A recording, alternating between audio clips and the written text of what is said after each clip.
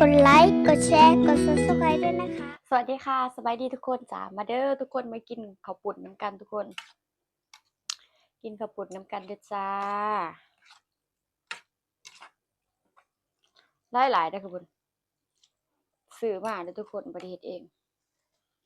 มีผักหมักทุกคนมื้อนี้ผักข้าวตองจ้าผักหมักผักข้าวตองหรือว่าผักข้าวทองนั่นเองเนาะคนลาวเอิ้นแล้วก็มีหอมป่นนำทุกคนสะระแหน่จ้ามาเด้อทุกคนมากินน้ำปลาเด้อจ้ามีผักอีตู่เด้อนี่ผักชีลาวก็มีทุกคนอันนี้ผักขะแยะผักมิดนั่นแหละเนาะสะระแหน่ต้นทุกคนมาเด้อจ้ากินนำกันขออนุญาตใส่มือและใส่ช้อนส้อมเด้อทุกคนผสมประสานกันแล้ว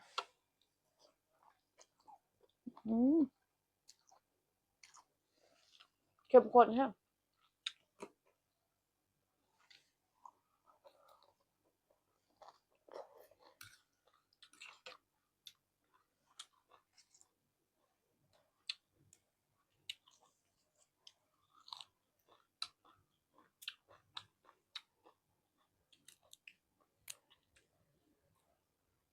เด้อทุกคนเด้อ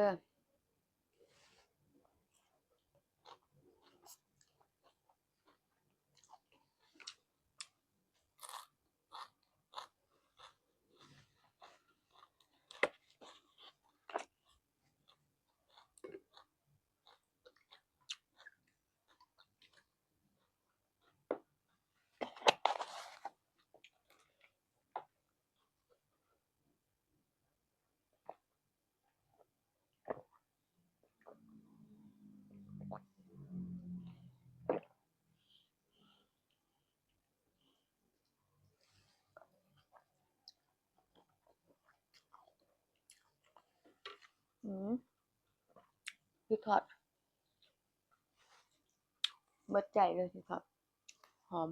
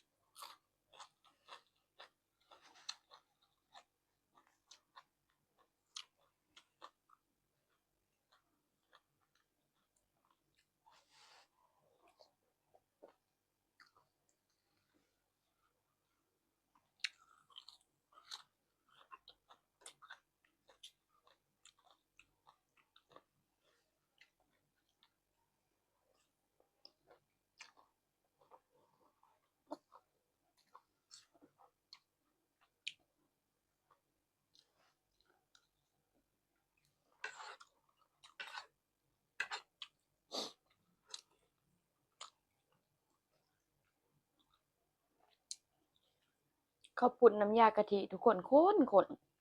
ๆขนมจีนน้ำยากะทิจ้า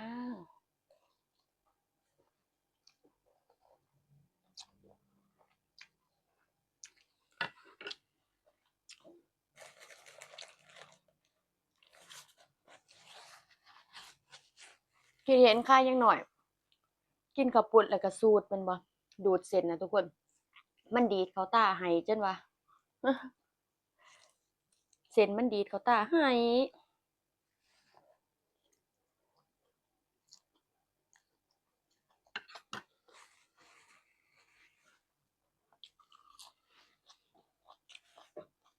ข้าวปุ้นน่ะ เป็นเมนูที่ป้ามักแฮงแต่น้อยข้าวปุ้นแกงหน่อไม้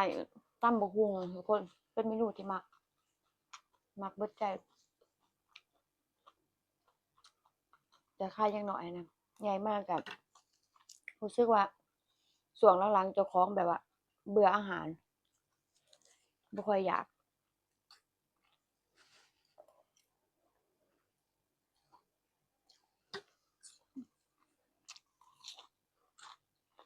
เขาเจ้าให้พริกทอด10กว่าหน่วยพุ่นอื้อฮือกินกับลาบเป็ดเด้อเนาะพริกทอดนี่เข้ากันดีนะ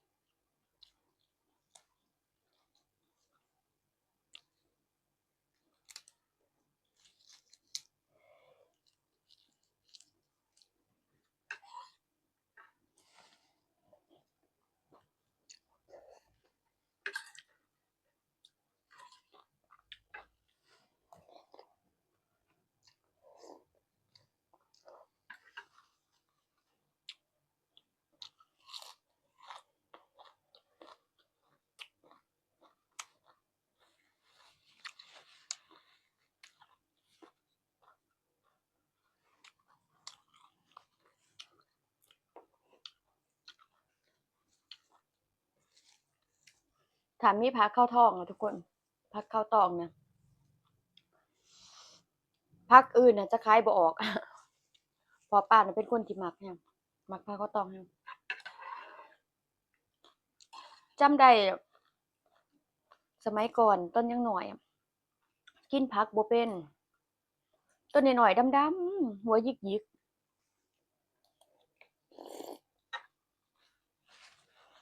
แต่ข้าวยังน้อยผอมๆแห้งๆพอเวลาบังคับให้กินผักเพราะว่าการที่บ่มีกากใยเลยบ่กินผักเลยอะขับถ่ายลำบากแม่นบ่แต่ข้าวยังน้อย7-8ขวบ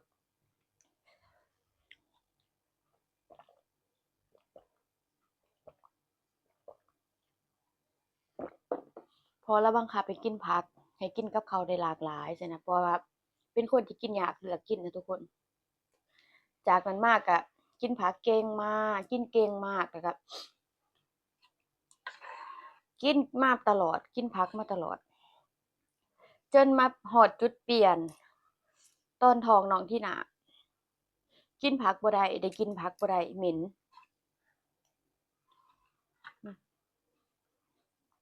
โดยเฉพาะผักอีตูได้กินบ่ได้เหม็นแล้วก็รู้สึกว่ารสชาติของผักอีตูตอนที่ท้องนั้นรู้สึกว่าขมถือกลิ้นหน่อยหนึ่งก็ว่าขมเอาเข้าปากนิดเดียวก็ว่าขมกินผักบ่ได้กลายมาเป็นคนกินผักบ่ได้แล้วก็บ่กินเลยในระยะเวลาที่ตั้งท้องอะทุกคนบ่กินผักจนคลอดพอคลอดปุ๊บได้ประมาณ7 วันมั้งกินแบบว่า กลับมากินผักได้ทุกอย่าง โดยเฉพาะผักอีตูที่ว่าเหม็นๆตอนท้องน่ะโหยหาแห้ง กินแบบว่า เหมือนบ่เคยกิน โอ้กินกินผักสุขภาพเขาเมนูหยังก็กินกับผัก กลับมาเป็นเหมือนเดิม กินแบบโอ้โฮกินคักกินแหน่เนี่ยกินจนผักอันนี้ของย่าน่ะ ดับแนว ทุกคนสะระแหน่ต้นน่ะต้นมิตรน่ะมันคล้ายๆสะระแหน่นี่ล่ะ แต่ว่ามันสิบ่เกินคาดว่าก้อยกุ้งเขาเจ้าสิใส่ผักอันนี้นะมันสิเขาว่ามันสิแซ่บกว่าสะระแหน่กินจนดับแนวกินจนผักหญ้ากระถางนั้นหั่นบ่มีโอกาสเกิดตายเลยจ้อยเลยเบิดทุกคนตายแล้วก็อยู่ๆมาอีกสักระยะหนึ่งกลับมาเป็นแบบบ่กินผักอีกแล้วเบื่อผักเนี่ยจนมาฮอดทุกวันนี้กินได้อันใดที่ว่ามักเป็นบ่มักกินอยู่แต่ว่าบ่กินเหมือนเดิมนะทุกคนกินแบบว่านิดๆหน่อยๆกินแบบนั่นล่ะบ่ฮู้ว่าจะเฮ็ดจั่งใดจะกลับไปเป็นเหมือนเดิมได้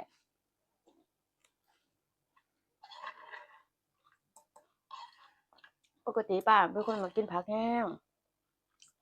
กินผักดีกินเก่งเรื่องนี้บ่ค่อยอยากสู้บ่เป็นหยัง